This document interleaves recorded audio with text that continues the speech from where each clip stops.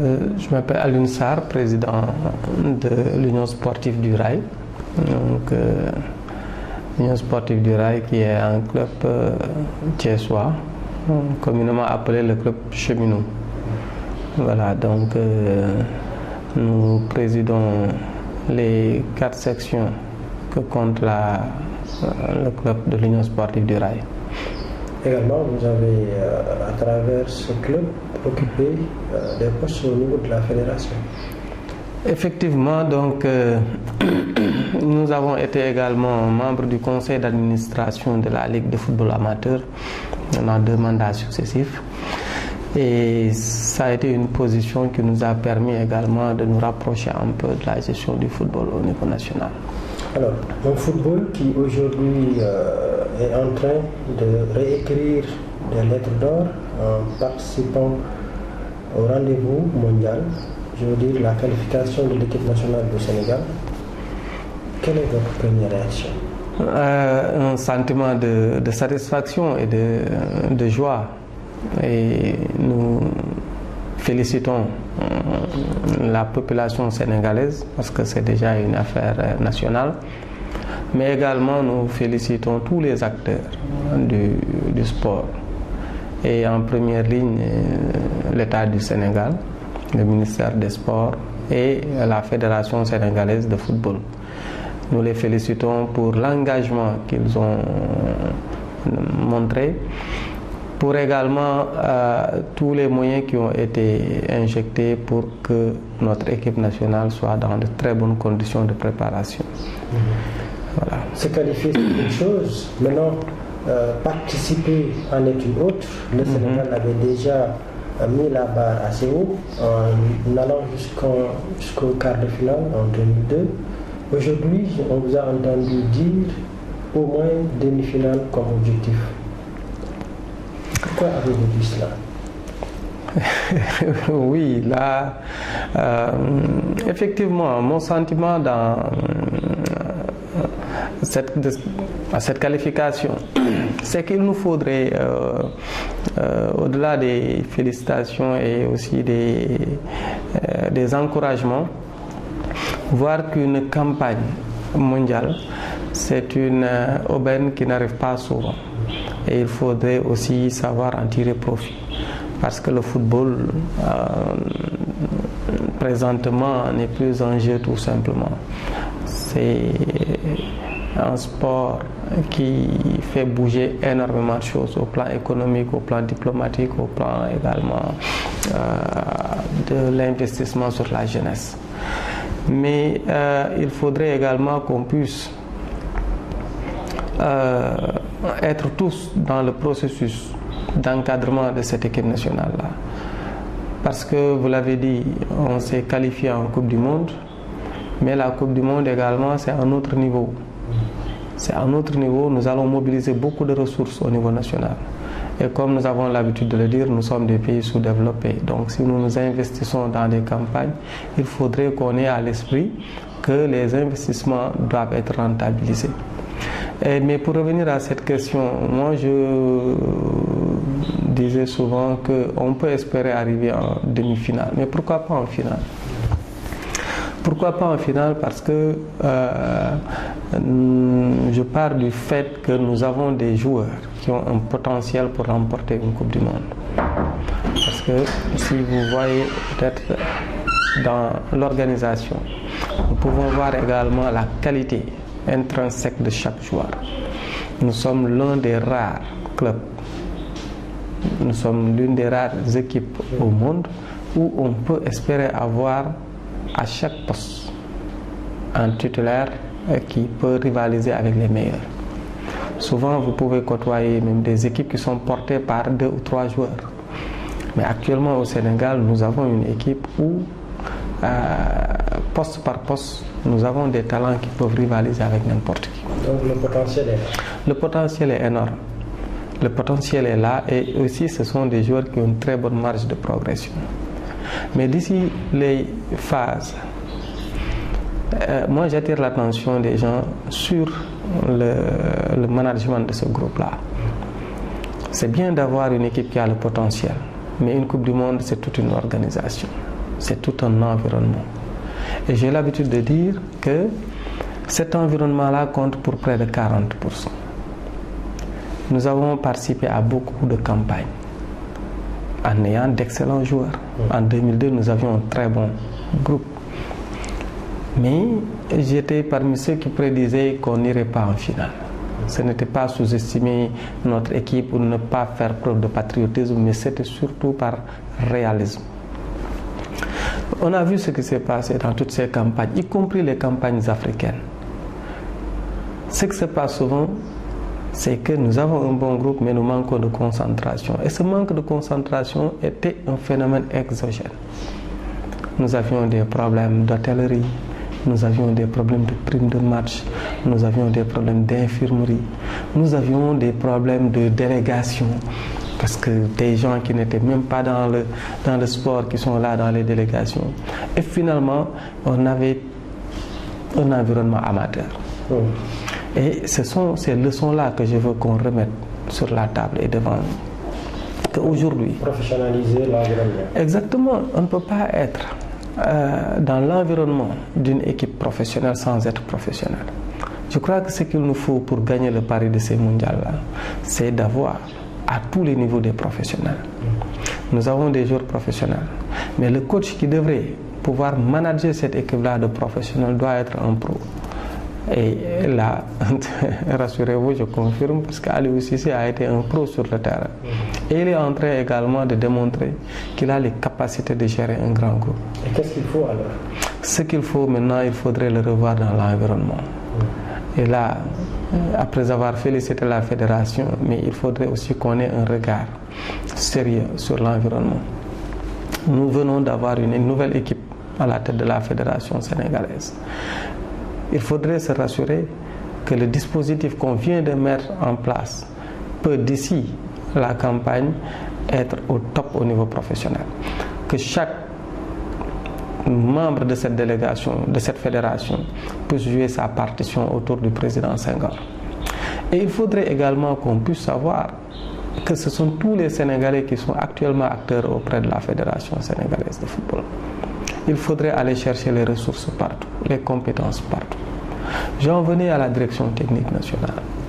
Si on parle de sélectionneur national, mais ce sélectionneur-là également, il est désigné par la direction technique. Son patron aussi, c'est le directeur technique. Mais il faudrait également savoir et être assez lucide pour comprendre qu'à ce niveau, il y a du travail à faire. Généralement, au Sénégal, on ne fait pas la différence entre le directeur technique et la direction nationale.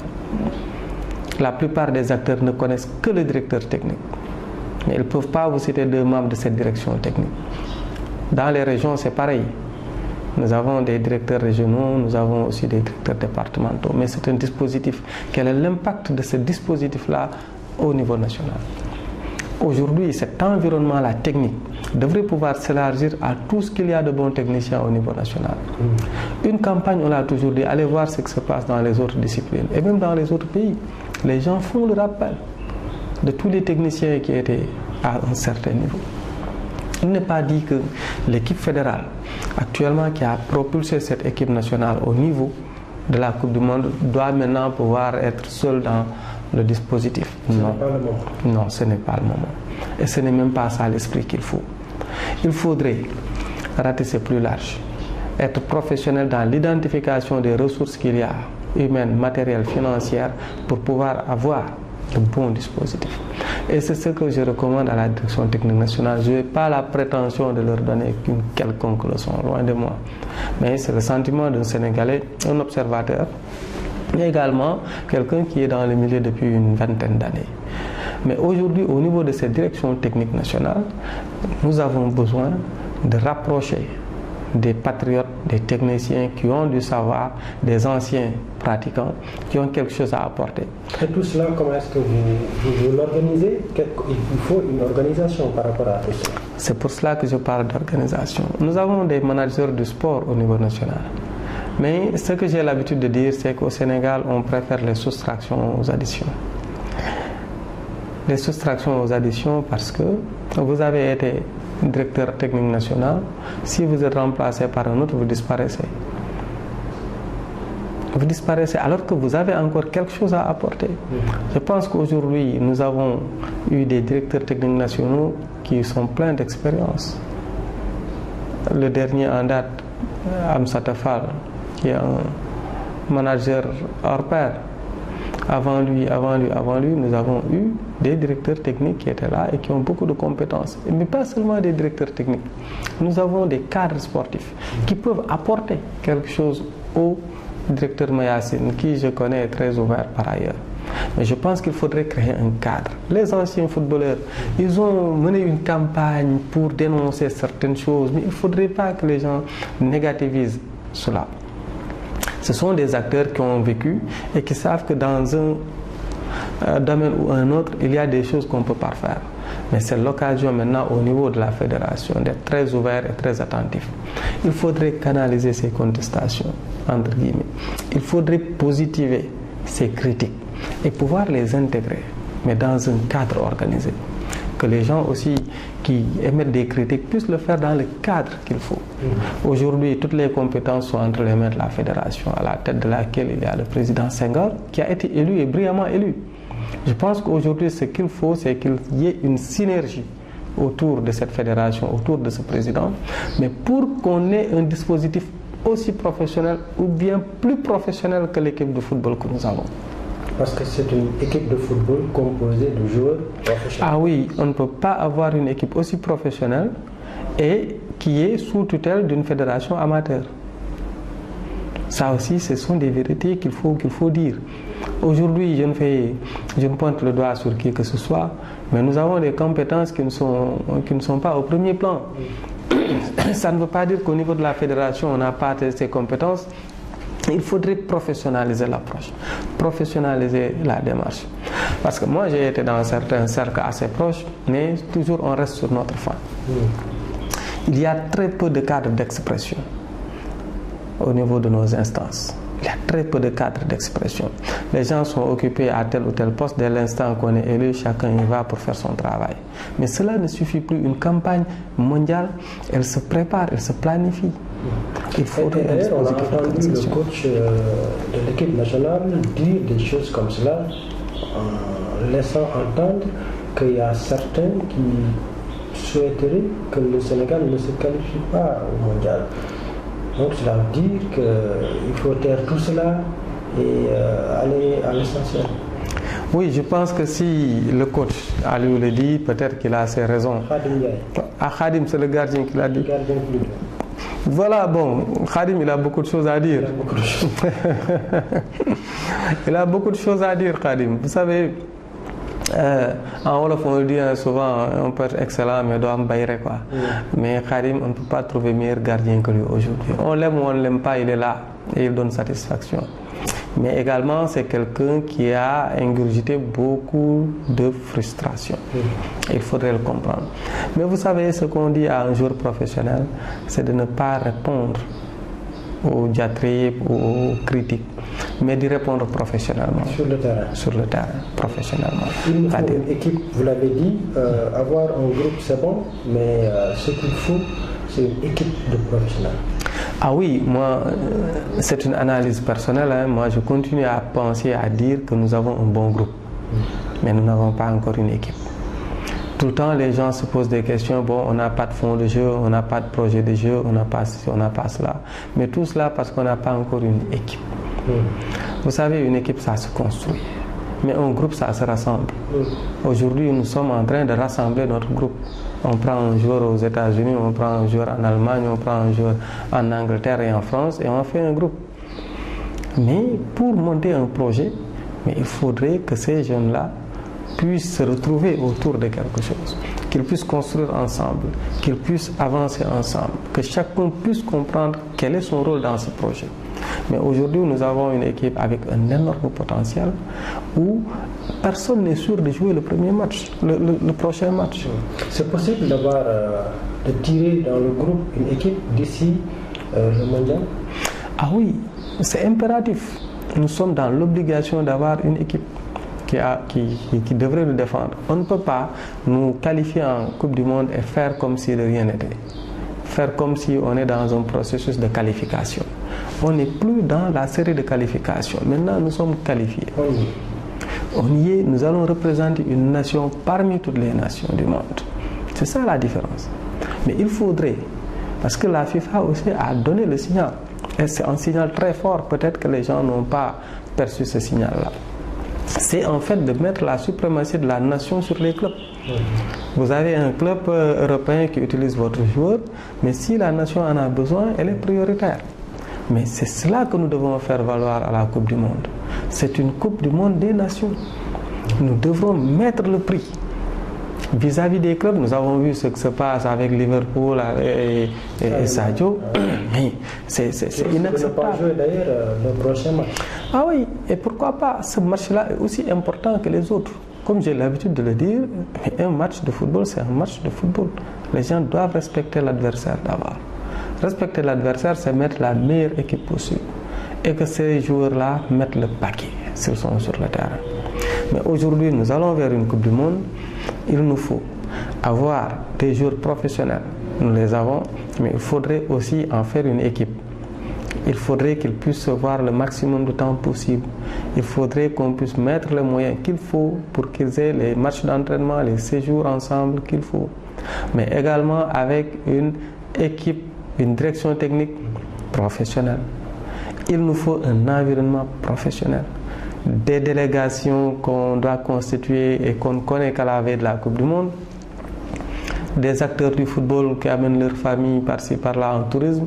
Ça, ce sont des choses qui sont derrière nous. Mais cela nous est arrivé. Il faudrait qu'on puisse tirer les leçons du passé et dire qu'on n'a plus de temps à perdre, on n'a plus d'argent aussi à gaspiller au niveau de ce pays-là.